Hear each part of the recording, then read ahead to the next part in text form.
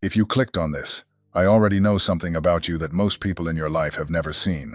You carry a weight that doesn't match your circumstances. You can be sitting in a room full of people who love you and still feel like something inside you is waiting for a word, a sign, a confirmation that the ache you feel has a reason, that the tears you've cried in private weren't wasted, that somewhere, someone was keeping count. And I'm here to tell you the truth your spirit already suspected. You were not an accident. You were not a surprise. You were not the leftover result of two people in a moment they barely remember. Before your mother knew she was carrying you, before the first cell in your body divided, before the earth was shaped and the oceans were given their boundaries, you were already known. You were already named. You were already chosen. Every tear you have ever cried was counted before you cried it. And I mean that literally. Not as poetry. Not as a nice thing to say. As truth. There is a verse, tucked into the Psalms, where David writes that God keeps our tears in a bottle. That he writes them in his book. Think about that for a second. Not the big moments, the tears. The ones you hid. The ones you wiped before anyone could see. The ones you cried into your pillow at 2 in the morning when the house was quiet and you thought no one knew. He counted those. He kept those. Because they mattered to him before they even fell. My name is George, and for years I've sat across from people in churches, in living rooms, in hospital hallways who carried the same look I see in the ones who watch these videos all the way through. The look of someone who knows they're different, but has never been told why. And what I want to do today is not give you a lecture. I want to walk you back. All the way back, before your first breath, before your first heartbeat, to the moment God looked at the empty space where you would one day exist and chose to fill it with you.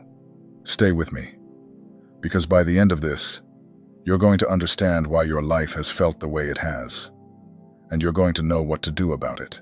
Let me start with something simple. Have you ever met someone who seemed to be exactly where they were supposed to be? Not perfect, but settled. Like they knew, deep down, that their existence had a reason. And have you ever felt the opposite?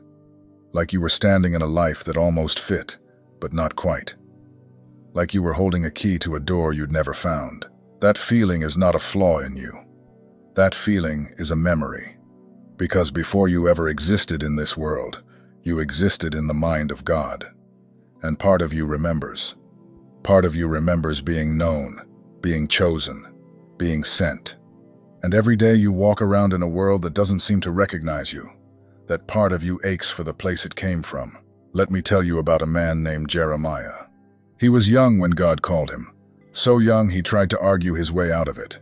He said, "I'm only a child. I don't know how to speak." He was scared. He felt unqualified. He looked at the size of what he was being asked to do, and he looked at the size of himself, and the math didn't work. But God said something to him that I want you to hear as if he's saying it to you right now. He said, "Before I formed you in the womb, I knew you. Before you were born, I set you apart." Before. Not after Jeremiah proved himself. Not after he got his life together. Not after he learned to speak well or earned the title. Before. Before the womb. Before the forming. Before the first beat of his heart, God had already made the decision. Jeremiah was set apart, marked, chosen for something specific that only he could carry. And here's what most people miss. God didn't choose Jeremiah because Jeremiah was strong. He chose him, and then he made him strong. The choosing came first. The qualification came later. The calling was not a reward for being ready. The calling was the reason he would become ready. You have spent your whole life thinking you had to earn your way into mattering. Thinking that one day, if you got good enough, holy enough, healed enough, then maybe God would notice you and assign you a purpose. And I'm telling you, the order is backwards. He noticed you first. The purpose came before the performance. You don't become chosen by getting it right. You were chosen. And getting it right is just you waking up to what was already true. Let that settle in your chest for a moment. Now, I want to talk about the tears. Because I named this for a reason. There is something about pain that makes us feel forgotten. When you're in the middle of it, it feels like the whole sky has gone silent. You pray, and it bounces off the ceiling. You cry, and it disappears into the dark. And the enemy of your soul whispers the same lie he's been whispering since the garden. No one is listening. No one sees. You are alone in this. He's lying. He has always been lying. Because the same God who counted your tears before you cried them was not absent during them. He was closer in your worst night than he was in your best day. The Bible says, he is near to the brokenhearted, not far, not watching from a distance, near. So near that David could say, even in the valley of the shadow of death, you are with me. Let me tell you about a woman named Hannah. Hannah wanted a child more than she wanted air. And year after year, the answer was no. Year after year, she watched other women carry babies, while her arms stayed empty. The pain was so deep that one day, in the temple, she prayed so hard, weeping so violently with no sound coming out, that the priest thought she was drunk. Think about that. Her pain was so raw it looked like something shameful to the people watching. They misread her. They judged her. And in the middle of that, in the middle of being misunderstood while her heart was breaking, God was counting every tear. Because here's what Hannah didn't know in that moment. The son she was crying for, the son God would give her, was named Samuel.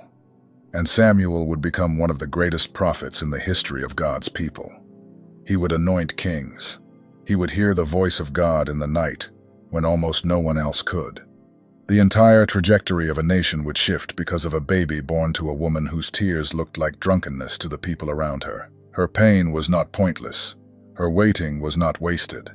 Every tear was an investment God was making in something she couldn't yet see. And I need you to hear this, because you might be in your Hannah season right now. You might be crying for something that hasn't come. You might be misunderstood by the very people who should understand you best. You might be looking at everyone else's blessing and wondering why the door stays shut for you. It is not shut because you're forgotten.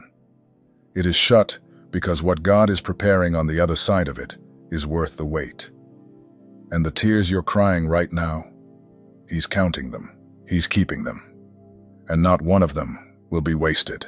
But here's where it gets real. Some of you have stopped crying. And that's actually worse. Because you've decided it's safer not to hope. You've buried the longing so deep, you can barely feel it anymore. You go through the motions. You smile when you're supposed to. You answer, "I'm fine," when someone asks. But inside, there's a room you've locked. And in that room is the dream you used to have, the call you used to feel, the version of you that believed you were here for a reason. I want you to unlock that room. Because the God who chose you before you existed has not changed his mind. The calling didn't expire because you got tired. The purpose didn't dissolve because you made mistakes. The plan he wrote over your life, before the foundation of the world is still written. The ink hasn't faded. He's just waiting for you to come back to the page. Let me show you something about how God works that changed everything for me. When God wanted to deliver an entire people from slavery, he didn't start with an army. He started with a baby in a basket, floating down a river. Moses, a child born under a death sentence, hidden by a mother who refused to let the world decide his fate, drawn out of the water by the daughter of the very man who wanted him dead. Now think about the layers of that. Moses' mother cried over that basket. I have no doubt. She placed her child in the water, not knowing if she'd ever see him again, trusting God with the most precious thing she had. Those were tears of agony, and God counted them, and he wove them into one of the greatest rescue stories ever told. But here's the part that gets me. For 40 years, Moses didn't know who he was. He grew up in a palace thinking he was Egyptian, and then he spent another 40 years in the desert, thinking he was nobody, just a shepherd who'd ruined his life and run away. 80 years. 80 years of not knowing he'd been chosen before he was born. And then one day, an ordinary bush caught fire and didn't burn up. And the voice of God called his name. And everything Moses thought about himself fell away. And the truth that had been true since before his birth finally became something he could see. You might be in your 80 years. You might feel like nobody. You might feel like you've ruined it, run away, wasted the chance. And I'm telling you, the bush can still catch fire. The voice can still call your name. The chosenness that was set over you before you existed doesn't have an expiration date. God is not done. He has never been done. Let me tell you about a boy in a field. Before he was a king, before he was a giant killer, before his name became a song people still sing thousands of years later, David was the youngest of 8 brothers. The forgotten one. The one left in the field with the sheep when the prophet Samuel came to the house looking for the next king of Israel. Think about that scene. Samuel arrives, sent by God to anoint one of Jesse's sons. And Jesse lines up his boys, the strong ones, the impressive ones, the ones who looked like kings. One by one they pass before the prophet. And one by one, God says no. Not this one. Not this one. Not this one. Finally Samuel asks, "Are these all the sons you have?" And Jesse, almost as an afterthought, says, "Well, there's the youngest, but he's out with the sheep." He didn't even bother to bring him in. His own father didn't think he was worth interrupting the meeting for, but God did. Because while everyone else was looking at the outside, at the height, the strength, the appearance, God was looking at something that had been there since before David drew breath. God said to Samuel, "Man looks at the outward appearance, but the Lord looks at the heart." And the heart God saw in David was a heart he had shaped before David was ever born. A heart of worship, a heart of courage, a heart that would write psalms, still comforting the broken 3,000 years later. David didn't earn that anointing in the field. He didn't audition for it. He was chosen for it before he existed. And on the day Samuel poured the oil over his head, all that happened was that the rest of the world finally caught up to a decision heaven had already made. And here's what wrecks me about David. After he was anointed king, after the oil ran down his face, after the prophet declared his destiny, he went right back to the sheep. He didn't get the throne that day. He got the calling, and then went back to the field. For years, there were giants to face, and a jealous king who would hunt him through the wilderness, throwing spears at his head, chasing him into caves. The crown was promised, but the road to it ran straight through suffering. So if you've felt the anointing, and you're still in the field, if you know you were chosen, but your life still looks like the back pasture where nobody's watching, you're in good company. The oil and the throne are not the same day, but the oil never lies. What God anoints, God appoints. And the field is not your punishment. The field is where He's making you into the kind of person who can hold the crown without it crushing you. There are messages that pass through your eyes, and there are messages that pass through your spirit. If something in you recognized itself while watching, don't dismiss it. That is the Spirit confirming what was already written. The secret protocol carries 7 keys that unveil what heaven deposited in you before you ever arrived. Things no one around you has ever been able to name. It comes with the full audiobook for your moments of prayer, silence, and encounter with God. And you also receive the Awakening Map, the guide that illuminates the 5 seasons of spiritual awakening, revealing with precision exactly where you are and what comes next. The link is pinned in the first comment, but only for a limited time. Don't let this moment pass without a response. Now let me come back to you. Because all of this, Jeremiah, Hannah, Moses, all of it points to one thing, the pattern of how God moves. And the pattern is always the same. He chooses before. He prepares through. He reveals at the right time. He chooses you before you can do anything to deserve it. He prepares you through seasons that often feel like punishment, but are actually formation. And He reveals your purpose at the moment you're finally ready to carry it without it destroying you. That middle part, the preparing through, that's where most people give up. Because the preparing doesn't feel like preparing. It feels like delay. It feels like silence. It feels like God walked away. But I promise you, the silence of God is not the absence of God. Some of the deepest work He ever does is done in the quiet, in the waiting, in the part of the story no one claps for. Think about a farmer. A farmer plants a seed and then nothing. For days, weeks, there's just dirt. From the outside, it looks like nothing is happening. It looks like the seed died. But under the surface, in the dark, where no one can see, the seed is breaking open. Roots are reaching down. Life is organizing itself in secret. And then one morning, a green shoot breaks the surface, and everyone says, "Look, it's growing." But it was growing the whole time. The visible part was just the last step of a process that had been happening in the dark for a long while. Your dark season is not death, it's roots. God is growing something in you that the world can't see yet. And the day it breaks the surface, people will say you changed overnight. But you'll know. You'll know it was the whole time. You'll know it was every tear, every prayer that felt unheard, every night you almost gave up but didn't. Let me tell you about one more person.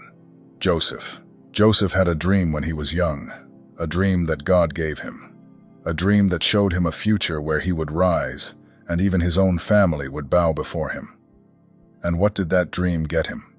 His brothers hated him for it. They threw him in a pit. They sold him into slavery.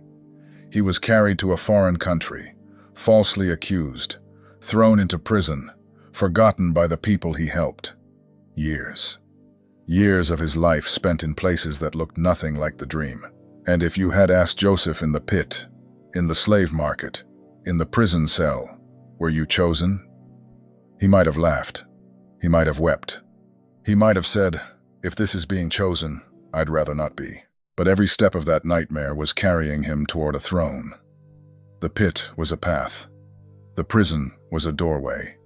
And when the moment finally came, when Joseph stood before the most powerful man in the world and interpreted a dream that would save entire nations from famine, every tear suddenly made sense. He looked back over the wreckage of his life, and he could see the hand of God in every single piece of it. He even said it to the brothers who betrayed him. He said, "What you meant for evil, God meant for good. Not God fixed the evil. Not God made the best of a bad situation. God meant it for good. The whole thing. The betrayal, the slavery, the prison woven into a plan that was set before Joseph ever dreamed his first dream. That's the God we're talking about. A God who is so far ahead of your pain that He's already turned it into purpose before you've even finished crying. So, let me ask you, what's your pit right now? What's the place you're in that feels like the opposite of being chosen? Because I want you to consider, maybe seriously consider, that the very thing breaking your heart is the thing God is using to build your future. Maybe the delay is the preparation. Maybe the silence is the roots. Maybe the tear you cried this week is being counted right now, dropped into a bottle, written in a book, woven into a story that will one day make you fall to your knees, in gratitude that He didn't answer the way you begged Him to. I know that's hard to hear when you're in it. I know. I've been in pits I didn't think I'd climb out of. I've prayed prayers that felt like they were hitting a locked door. And I've also lived long enough to look back and see that the locked doors saved me, that the unanswered prayers were mercies, that the God who seemed silent was the most active He'd ever been. Here's what I've learned. Being chosen is not a feeling, it's a fact. The feeling comes and goes. Some days you'll feel anointed, called, set apart, on fire. And some days you'll feel like the most ordinary, overlooked, forgotten person on the planet. But your chosenness was never based on your feelings. It was settled before you existed. It is anchored in the unchanging decision of a God who does not change His mind. You are chosen on the days you feel it and the days you don't. You are chosen in the pit and on the throne. You are chosen when the prayers get answered and when they don't. The choosing happened before you, so nothing in your life can unchoose you. Not your failures, not your doubts, not the seasons you wandered, not the years you ran. The decision was made before you took a breath, and there is no breath you can take now that reverses it.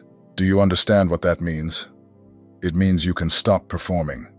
You can stop trying to earn what you already have.